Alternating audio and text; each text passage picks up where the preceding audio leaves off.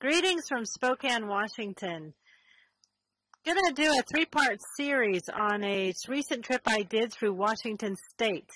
Started out in the Olympic National Park and then took a ferry over to Whidbey Island, which is in the Puget Sound. And finally traveled from there over the North Cascade Mountains to a small town called Winthrop, a small mountain town. The Olympic Mountains are an interesting group of mountains found in the western part of Washington. They're all clumped together in one big group, and that's not usually the way mountains are formed. They're usually formed in a long line, but these are all pushed together.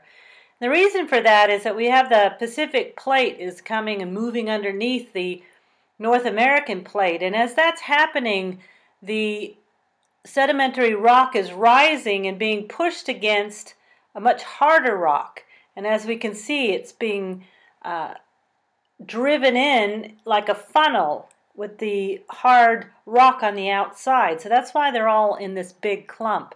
So to go and explore those, I had my cousin to go with, and she has this amazing truck that she has designed. She puts all of her stuff, she camps a lot, so she puts all of her things in the back. There's my auntie's picnic basket that she still uses. She has all the things that needs. She's designed this herself into the truck. She's got her bed and everything. Our first stop was to go to this campground, and it was great to be back in the mountains and in these types of campground I used to visit a lot in Colorado. Lori took me down to the river and found that the river levels are very low. There hasn't been a lot of rain in the northwestern part of the United States. But the water down there, it's so clear and still pretty cold in July. There's a lot of good fishing, mostly trout, and I'm sure there's some salmon. And there's my cousin, the tree hugger. Amazingly large trees in the Olympic forest. This was an interesting tree because it's known as a feeder tree. So an old tree has fallen down, and now there are smaller trees or feeder that are feeding off of this larger tree. So it's known, the first one's known as a feeder tree. And this is an absolutely huge tree. You see how big it is in comparison to that person that was there. And it's actually broken off. A lot of wind in this area, so a lot of trees fall down. Because of winds, it gets up to 200 kilometers or miles an hour. Then in the Hoh rainforest, it's absolutely amazing. The moss that's growing over the trees, it's like you're in a fairy tale. And as it's a national forest, it's kept to its original state. Here was another amazing tree, and it's just so tall. It just keeps going up and up and up and up. The root systems on these trees are amazing. This one fell over so we could have a good look at it.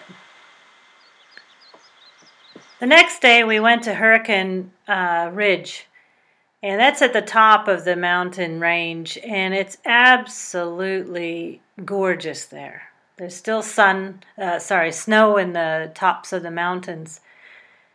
Lots of little animals, and here's a marmot. He's just sitting there.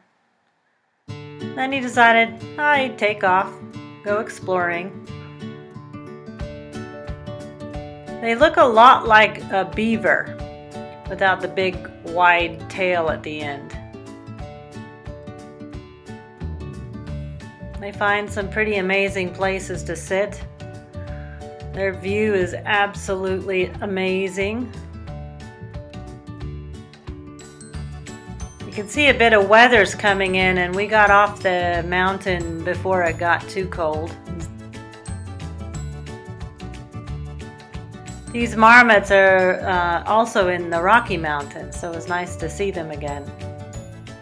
As you can see, the Olympic Mountains are amazing. The alpine and subalpine tundra plus the rainforest.